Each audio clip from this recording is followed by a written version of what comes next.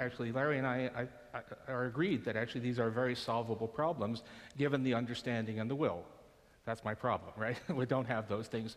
And yes, it's a little bit harder than Larry said. It's not just printing money. It's actually promising to keep that money out there after the economy is recovered. It's a much more tricky proposition than it might seem. But yes, basically, commitment to sustain monetary expansion, a lot of infrastructure spending. I think we have...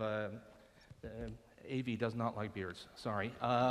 That would do it. The trouble is I see no prospect of it. Actually, I want to use this for a moment because I think that Ian Bremmer has got this thing by exactly the wrong end of the beast, has got it exactly upside down. We should not rejoice or feel optimistic about America because the rest of the world is doing even worse. That's not the way this thing works. The prospects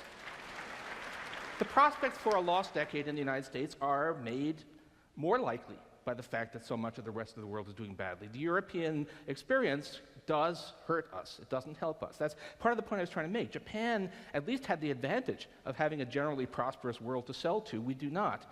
And Larry, you're not quite right. I mean, it's true that a financial shock from Europe does not by itself mean a lost decade, but it does tend to tip us further into that zone where you have a self-reinforcing downward spiral that keeps us trapped. But I think let's go to Ian, then I'm going to get David to weigh in, and then Larry back to you. So, Ian, Paul's taking you on this point. It's not about the world, it's not relative, it's about America. Well, there's no question that the world in a horrible environment is going to have impact on the United States. But the relative gain matters in terms of where you're going to put your money. Does it matter that Chinese, for example, over $1 million, millionaires in China, over 50% of them want to live in the United States? Not just send their kids over there, but actually live there. Yes, it does. Does that attraction of entrepreneurship and talent make a difference to the United States? Of course it does. I only had 6 minutes. We didn't talk about the fact that the single largest technological game changer in the world, in my view, over the last few years, is unconventional oil and gas, developed by American and Canadian entrepreneurs, American and Canadian multinational corporations, and now the U.S. is in vastly better shape in terms of the big energy game changer. That's an enormous shift, and if you ask me where the next big thing is going to come out of, I might bet a little less on the U.S. than I would have 5 years ago, but I'm still making the U.S. bet.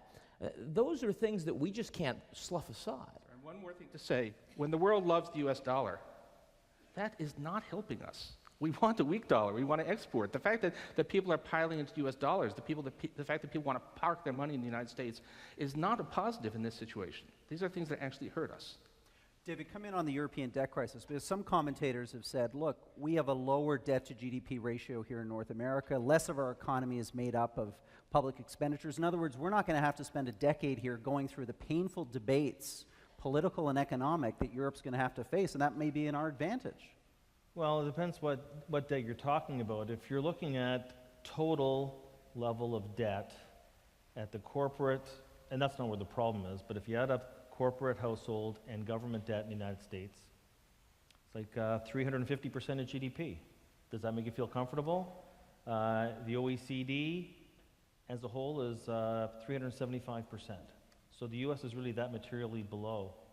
In answer to your question, before, and Larry, had actually a role in Washington. I work in the financial sector, but there's actually a solution to a credit collapse.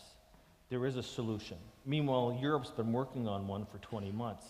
The U.S. has been working on one for basically 3 years, and the view somehow was that we're going to give more booze to the drunken sailor. We're going to solve an existing credit crisis by creating more debt.